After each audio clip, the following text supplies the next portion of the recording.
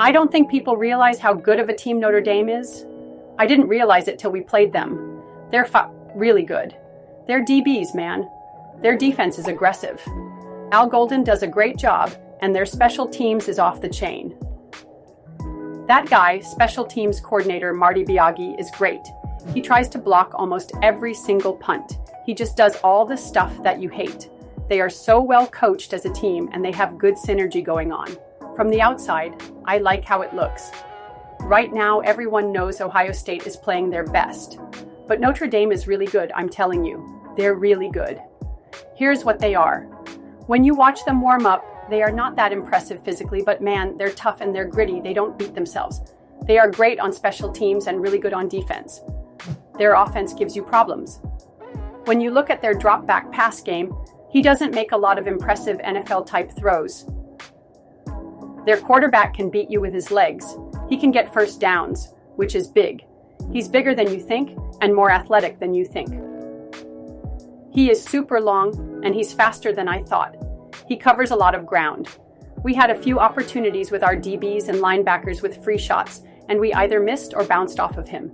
You really have to wrap that guy up. He's big. Leonard does a great job with slot fades on the outside and sails. Their explosive plays came from the same concept over and over again. Great house. Tore it up. He made 3 critical plays in the game. He's their slot fade guy. We knew that going in. Slot fade is their number one thing, and you cannot let them do that. And they hit it against Penn State in their most critical moment. If the defensive back is disciplined and keeps leverage outside, that shuts down the play. He's is better than people think. He doesn't drop balls and they all block well. All of their receivers are solid. Nothing special in my eyes. It was their run game in totality with their quarterback run game. You gotta do what you gotta do in the pass game, defensively, when the quarterback can run. Their +1 run game was the best we saw. They're really good schematically. There are no advantages you can create because they'll run it any kind of way with that quarterback once they get in the right situations, in 3rd or 4th and short, or anything near the goal line. It could be quarterback zone, quarterback power, quarterback read, quarterback duo. There are all these different runs, man, and you don't know which one they're gonna do. The other thing they do a really good job of is they self-scout really well. They know their tendencies. There's somebody in the offensive room that coaches defense, and it's probably the head coach, Marcus Freeman. They are 50-50 in most everything. It's the way they shift and motion and where the motions are landing and how they'll tempo up the motions. They were all defensive headaches. It's a big advantage. They'll jog the guy. They'll speed him up. They'll speed him up, slow him down. They'll motion him past the center and bring him back. A lot of teams, when they motion a guy back and forth, they'll bring him from outside to right inside the tackle or the guard on that same side, but then they'll bring him back out. That doesn't change defenses. That doesn't affect defense, but when you bring him across the center and then bring him, that affects defenses. It's all good stuff. It's a beautiful thing. You have to build your defense for that type of thing. He will give you some different looks. They move their guys around a lot, but they are a big final picture team, so you got to do a good job of teaching your guys about what they're going to end up in before they snap the ball. They will only huddle 4 or 5 times in a game. You got to figure out where their guys are going to end up, because they do move them around quite a bit. You have to be pretty sharp to get a beat on it throughout the game. He will know what you struggle with. Oh God, that was one of the greatest short runs ever.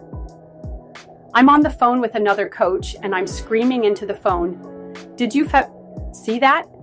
He jumped over the guy in the short area, made 2 or 3 miss, and then friggin' lowers his pads and powers his way in there. That was beautiful. I don't think people realize how put together that dude is. He'll probably be a little more healthy this week. He may be the best running back in the country. He is really special. I'm telling you, he runs hard. He's super fast. He's the real deal. If you looked at them individually, they're good players. They weren't the best we played individually, but as a group, they were the best as they played as a group. They were always on the same page in protection. They played with great technique. They're in sync. They push people off the ball. I was impressed. When we played them earlier this season, they were still trying to find their way. I think they've really done an excellent job of developing during the season. A lot of coaches like to talk about improving in season. A lot of them don't, though. They did. They do play plenty of man coverage, but it's hard for them to play all-out man. They do a good job of mixing it up. And you can't just play man coverage the entire game, because if the running back breaks through the line of scrimmage, all the DBs have their backs to them, and it's a big problem. I'm very interested in seeing how they try to defend Ohio State, wideout Jeremiyah. Smith is such a problem. We kept him in check. We had a good plan to bracket him and leverage him and at least not letting him be the reason why you lose the game, but Notre Dame plays a lot of man and a lot of robber concept.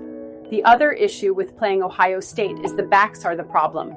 The receivers are what they are, but you focus too much time on the receivers and those backs will just gash you and their O-line is just good enough. Notre Dame can cover across the board. Their DBs are friggin' fast. They're good. It's impressive. I know as a defensive guy, Golden is going to double team Smith, I'd imagine. I think they will, but if they just try to play man against that guy, they're going to get killed. We didn't play a ton of man against OSU. They need you to play man or to beat you with play action. If you're going to get a one-on-one, it's only going to be down the sideline on a fade ball. That's it. We're not going to leave you one-on-one in the deep part of the field, anywhere inside. Against a team as talented as Ohio State, if you can force a 3rd and long or 3rd and medium, then you can send multiple pressures to get to the QB.